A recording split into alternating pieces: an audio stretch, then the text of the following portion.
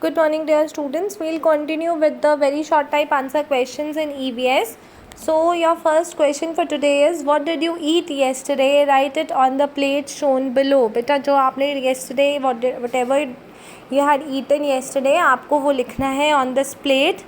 Whatever you have eaten. अगर आपने Maggi खाई है, you can write Maggi. If you have eaten dosa, you can write dosa.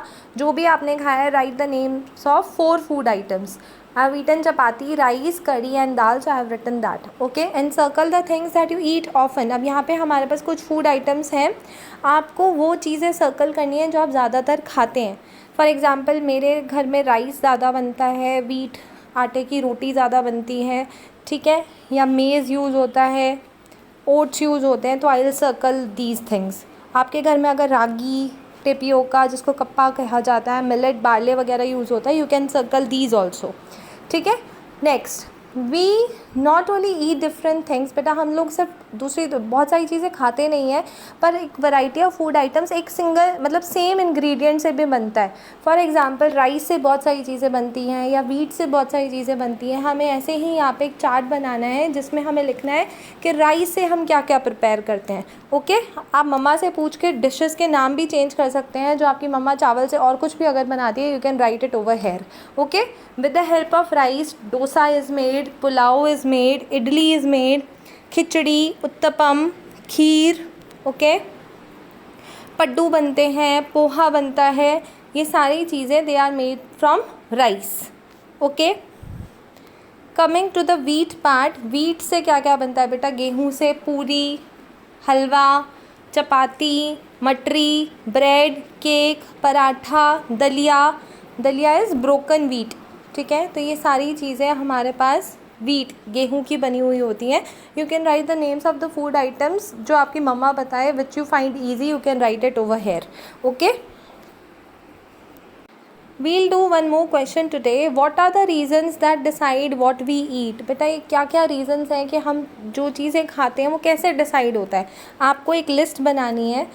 For example हम लोग वो चीज़ें खाते हैं जो हमें ईजिली अवेलेबल हो सके. इंग्रेडिएंट्स जो रॉ मटेरियल हमें मिलता है हम वही चीज़ पका लेते हैं.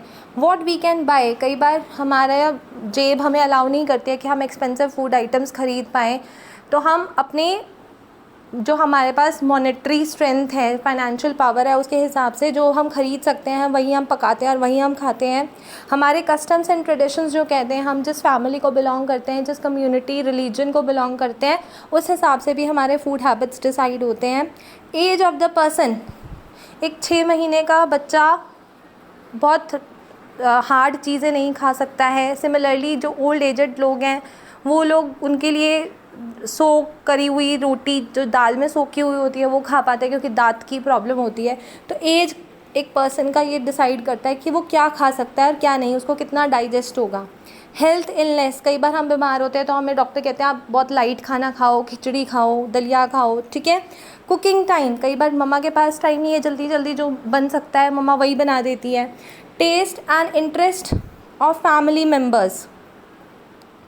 हमें आज ये नहीं खाना है, हमें कुछ और खाना है, तो मम्मा आपके टेस्ट के हिसाब से, आपके इंटरेस्ट के हिसाब से बना देती है. अब कितने लोग मम्मा की हेल्प कर रहे हैं कुकिंग में, ये भी डिसाइड होता है. इससे भी डिसाइड होता है कि क्या बनेगा खाने में. अगर बहुत सारे लोग हैं खाना बनाने के लिए तो बहुत सारे पकवान बन सकते हैं.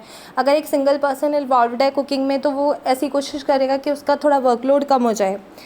Time, type of meal. ये भी ब्रेकफास्ट है कि डिनर है कि लंच है, उस हिसाब से भी DINNER कर लीजिए इसको.